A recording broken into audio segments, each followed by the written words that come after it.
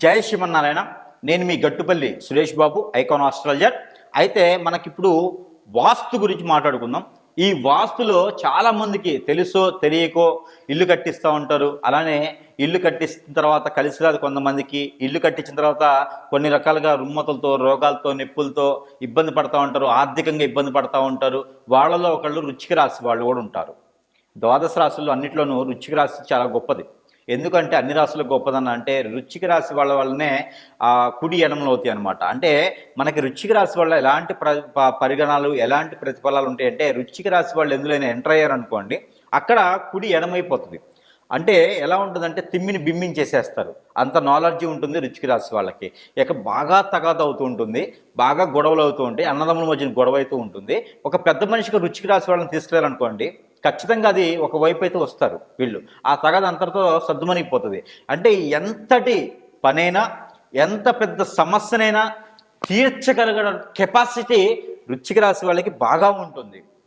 అందుకని అయితే ఈ వృశ్చిక రాశి వాళ్ళకి ఇబ్బంది వస్తే స్థితిగతులు ఎలా అంటే గ్రహరీత్యా, దశ, అంతర్దశ, అలానే నక్షత్రాలు, వీటి ద్వారా వచ్చేవే కాదు, వాస్తు ప్రకారంగా కూడా వీళ్ళకి కొంతమేర అదృష్టం, వీళ్ళకి మైండ్ సెట్ బాగుండాలి. ఎందుకంటే 100 మందికైనా వీళ్ళు సమాధానం చెప్పగల కెపాసిటీ వీళ్ళు ఉండాలి. కాబట్టి వీళ్ళకి వాస్తు కూడా బాగుందనుకోండి, ముందు వీళ్ళు పాజిటివ్ ఉండాలిగా.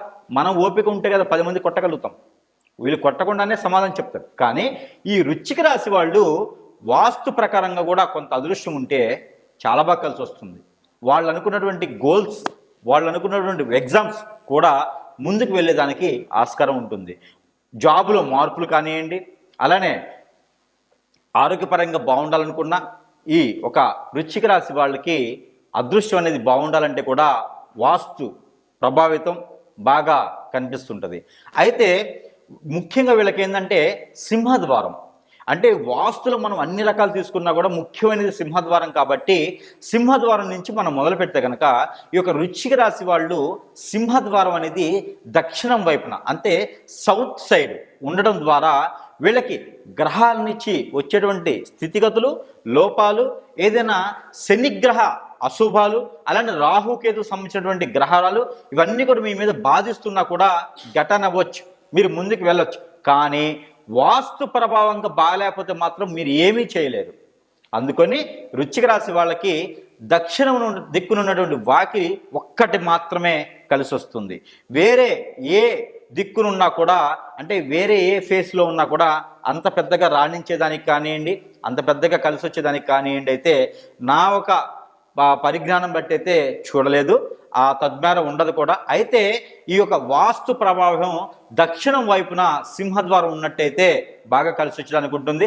లేదు గురువుగారు మేము వేరే దిక్కులో ఉంటుంది, మాకు ఇప్పుడు మార్చడానికి లేదంటే మనం చివరిలో దాన్ని కూడా ఉపశమనం కోసం పరిహారాలు అయితే చూద్దాము.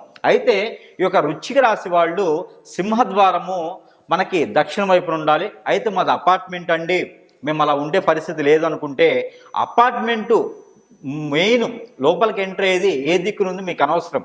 మీరు నివసించేటువంటి ఫ్లాట్ ఏదైతే ఉందో అది దక్షిణ వైపు కనుక ఉంటే మీకు అత్యద్భుతమైనటువంటి కలిసి వచ్చే కాలం అని చెప్పుకోవచ్చు.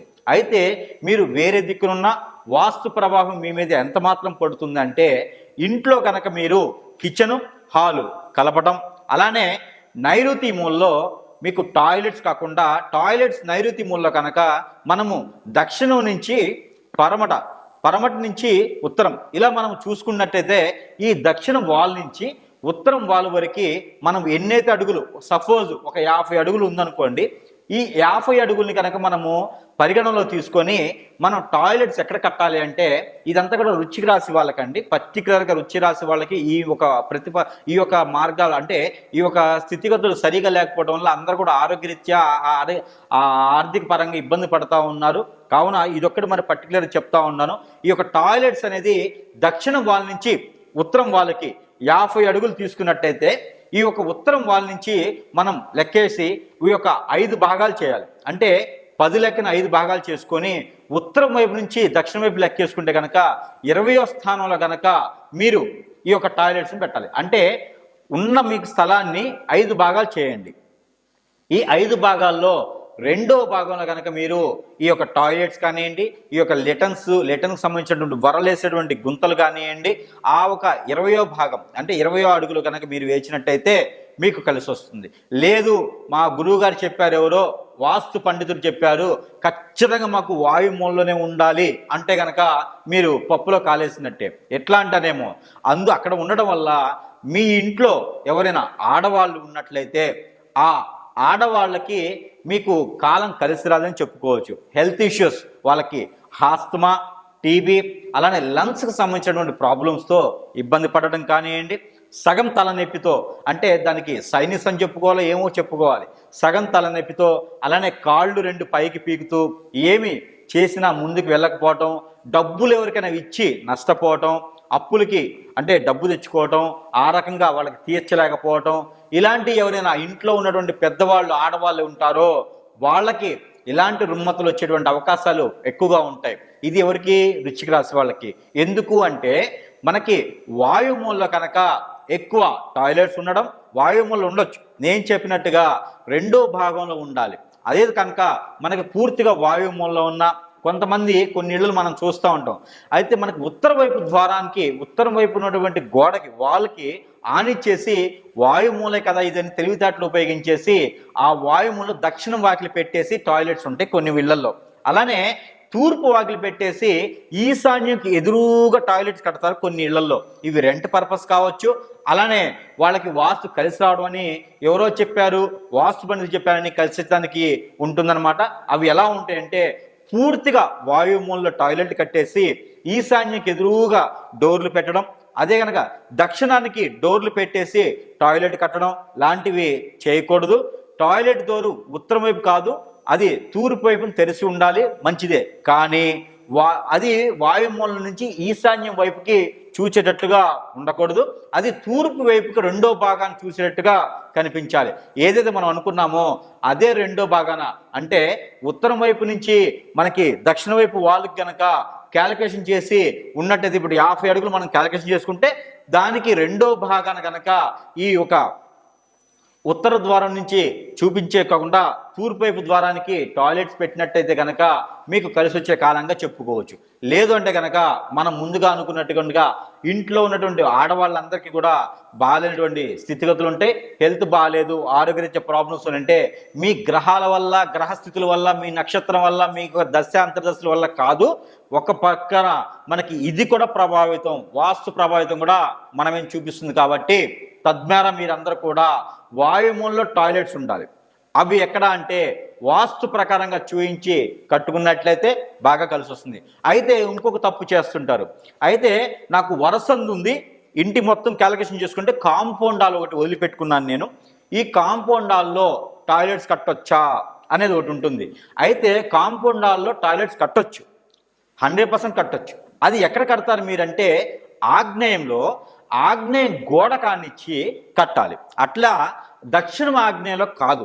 అలానే తూర్పు ఆగ్నేయంలో గోడ కానిచ్చి కొంతమేర 3 అంగుళాలు ఉంచేసి కనుక అంటే 3 అంగుళాల గ్యాప్ కాంపౌండ్ హాల్కి ఈ టాయిలెట్ గోడ కనుక ఉంచి కనుక కట్టితే కలిసి వస్తుంది. అంతేగాని ఆగ్నేయంకి వెళ్ళి చెప్పారు కదా అని చెప్పేసి కిచెన్ గోడ కానిచ్చి మీరు టాయిలెట్ కట్టకూడదు. అలా కట్టడం ద్వారా మీకు ఆర్థికంగా స్థితిగతులు, అదే మీకు పిల్లలు కూడా కలగినటువంటి పరిస్థితులు ఏర్పడతాయి. కాబట్టి ఈ యొక్క వృశ్చిక రాశి వాళ్ళు ఈ యొక్క చిన్న చిన్న లోపాలని గమనించుకొని ముందడుగు వేసినట్లయితే కనుక అందరికీ అద్భుతమైనటువంటి కాలం ఉంటుంది. మన జాతకం ఒకటే కాకుండా వాస్తు ప్రకారంగా కూడా మీరు వాస్తు పండితునికి చూపించుకుంటే ఎక్కడో ఆస్ట్రేలియా దొరికారు, ఎక్కడో గుళ్ళ పొంతులు ఉన్నారు అని చెప్పి చూపించకుండా వాస్తు పండితులు ఉంటారు, వాళ్ళకి చూపించుకొని కనుక మీరు యూట్యూబ్లో చూసేటువంటి వీడియోస్ ఎక్కడో ప్రేమ ఒకటి తగిలిస్తే, లేకపోతే ఒక సింహం తీసుకొచ్చి పెట్టేస్తే, ఒక ఏనుగు తొండం తీసుకొచ్చి గోడకు తగిలిస్తే ఇది బాగుంటుందని చెప్పేసి నమ్మేది మాత్రము ఎక్కడా లేదు. మీ యొక్క వాస్తు బాగుంటే మాత్రమే మీరు బాగుండేదానికి ఆస్కారం ఉంటుంది.